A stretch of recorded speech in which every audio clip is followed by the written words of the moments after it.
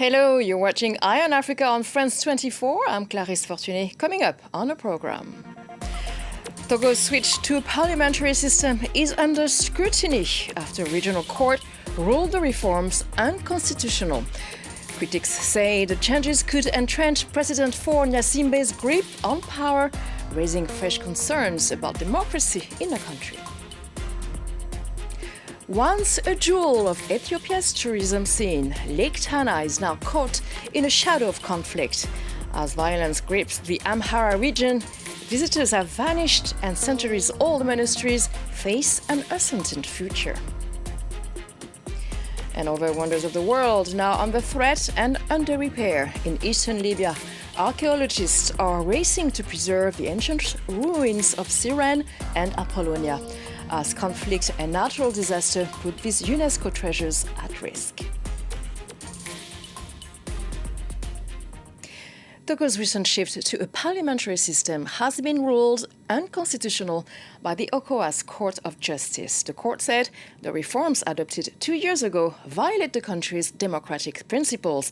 The new constitution removes direct presidential elections, allowing lawmakers instead to choose the head of state for a single 6-year term. Opposition figures have denounced a power grab aimed at enabling President Faure Gnassingbé to remain in power indefinitely. Clémence Valère. An unconstitutional change of government. This is how the ECOWAS Court of Justice describes Togo's 2024 constitutional reform. In its ruling, the court found that Lomé violated Article 23 of the African Charter on Democracy, Elections and Governance. The court notes that the constitutional reform was adopted just a few weeks before the legislative elections, which were initially scheduled for April the 20th, 2024, but were subsequently postponed to April 29th, 2024, raising questions about the legitimacy of the process and the representativeness of the assembly. The court says the primary goal of the reform was to bypass the presidential term limits set by the former constitution and to allow the outgoing president to remain in power.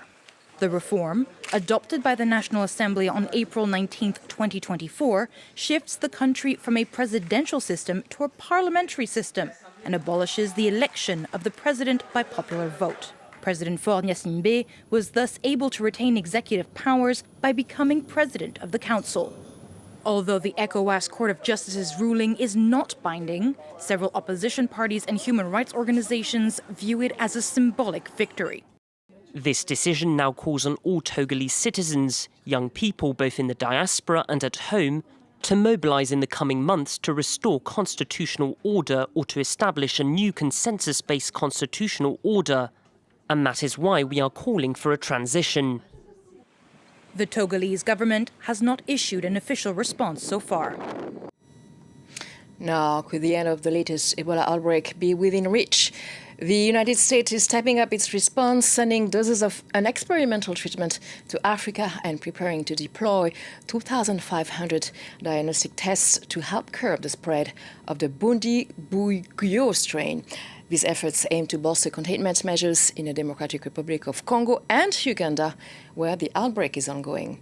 With no approved vaccines or treatments currently available for this strain, the push for experimental countermeasures highlights both the urgency of the situation and the hope for progress in controlling the epidemic. Thousands of Malawian nationals remain stranded in makeshift camps across South Africa as tensions escalate ahead of the June 30th deadline for undocumented migrants to leave the country. The deadline follows weeks of protests, attacks on migrant-owned businesses, and violent threats that have already left at least 3 people dead. In the southeastern cities of Durban and Pietermaritzburg, Malawians are waiting for transport home. We have got children. You can see we are sleeping outside waiting for buses and stuff. We just want to go home. We just feel that we have to go home. Of course, it's not easy to go home because we know even in Zimbabwe it's difficult. But we just have to go because we are scared. We just want to protect ourselves. We just want to be safe.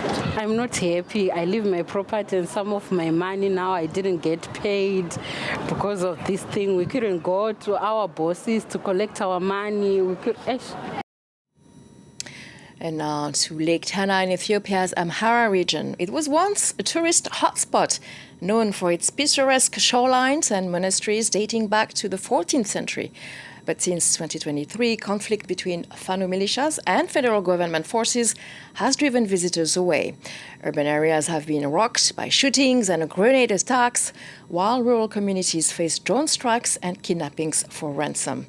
Now the fate of these historic monasteries hangs in a balance. Tom Kennedy reports. More than 20 ancient monasteries lay on the banks of Lake Tana, but armed conflict now surrounds them from every direction. On the previous time, this boat was full of tourists, but now because of the war, no one is here. That's empty. Amhara nationalists, the Fano militia, have been fighting against government forces since 2023. The entire region has been affected by the conflict, causing thousands of deaths. It is St. Michael's Day at Debre Miriam Monastery, a once major celebration that would see thousands of people come to celebrate here. But this year, all you can hear is the sound of birds. They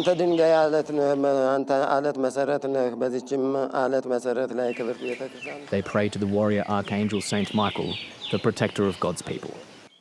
The tourists are afraid for their lives, and we have no farmland, so we can't afford to pay priests their salaries.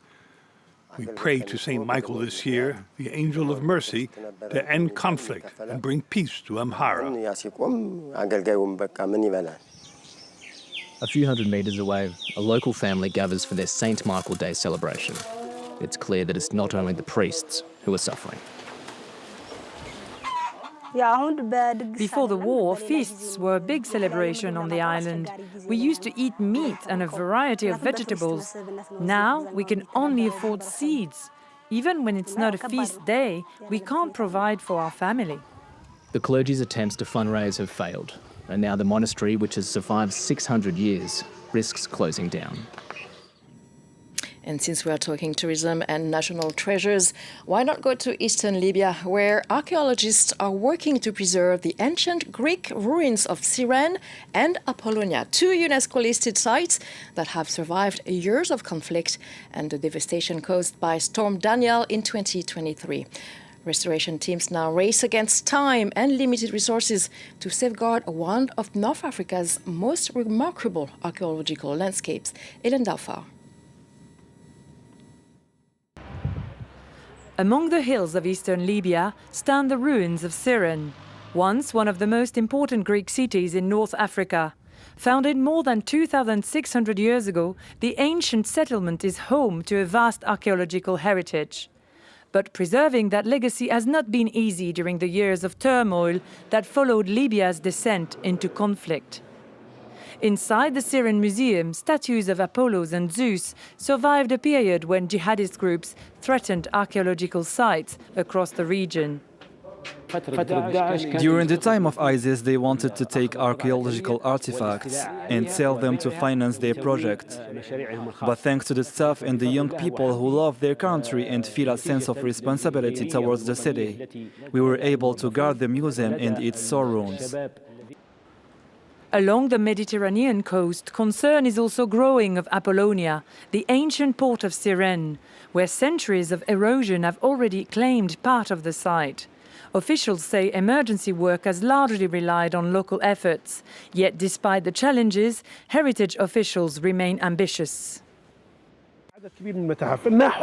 My dream is for the Libyan state to create a real museum, like the Louvre, like the British Museum, with great value, which would become an important economic resource to demonstrate and project an exemplary image of the state.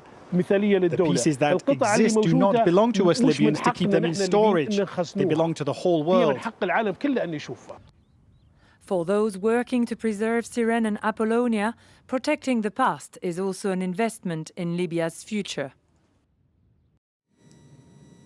South Africa's prisons are often associated with overcrowding, violence, and high rates of repeat offending. But at a correctional facility in Johannesburg, inmates are finding a different path through art. A prison gallery is showcasing works created behind bars as part of a rehabilitation program aimed at helping offenders develop skills, earn income, and prepare for life after release. Camille Knight. Paintbrushes and sculptures may not be the first things that come to mind when thinking about prison. But at this correctional facility in Johannesburg, inmates are using art to tell their stories and imagine a different future. The prison has opened an art gallery displaying their works as part of a rehabilitation effort to help offenders develop skills and prepare for life beyond prison walls. I see myself having an art gallery when I'm released. That's my goal when I get out. And I'd like to employ other inmates and help them to ensure they don't come back here as well. For many inmates, the creative process is also a way to reconnect with society. And for correctional authorities, rehabilitation programs are essential in tackling repeat offending and reducing pressure on overcrowded prisons. A strategy that harnesses the talent, harnesses the willingness, the commitment of offenders to change their ways from a life of crime to a life of positive contribution to local economic development. Among the works on display is a painting of a car symbolising freedom, a reminder of life beyond the prison gates. For these artists, the gallery offers more than an exhibition space.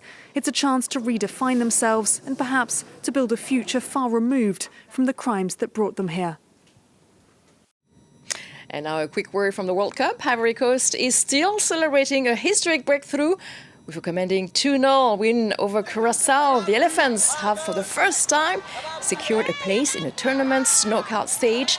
And despite the late hour kickoff, fans across the country stayed up to witness the moment, turning the night into a celebration of national pride and sporting achievements.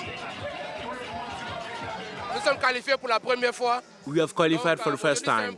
Games are being played so late here at the moment. So it was a bit hard, but because Ivory Coast was playing, we woke up early.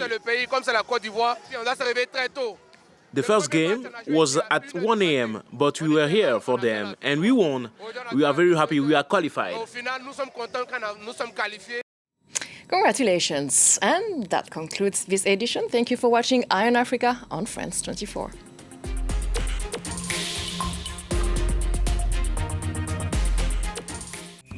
In Tijuana, the American dream has hit a dead end. Since the return of Donald Trump, migrants are stuck at the Mexican border. Deportees are left to fend for themselves. But in this city under so much strain, some people are stepping up to help. Alguna va a tener que ir al hospital, apa. A huevo va a tener que ir al hospital. Es que mira, pa, si te quedas aquí, te va a agarrar el dolor más fuerte, tú te puedes parar y la ambulancia te va a querer llevar, pues ya me la sé yo con estos culeros. Honestly, I feel at home here. Of course, this country has its problems, but here I feel safe. I tell my husband, our baby will have Honduran blood and Salvadoran blood, but he'll be Mexican. Revisited on France 24 and France24.com. In this Europe Rendezvous, we've got something a bit different for you. We're going to show you the winners from our major video competition on Europe, which we commissioned from high school pupils, university students, and students of journalism. On parle souvent de l'Europe comme une idée abstraite. Cette année, on a récolté plus de 19 000 €. C'est une grande fierté. We had a big response, more than 260 people registered, and it wasn't easy for us and the jury to actually pick the winning entries. C'est assez fou d'avoir rencontré tellement de gens de pays différents. C'est pas l'Europe le problème, c'est la désinformation. Join us for this fresh and original take on Europe as seen by young people. Europe Rendezvous, presented by Armin Georgian on France 24.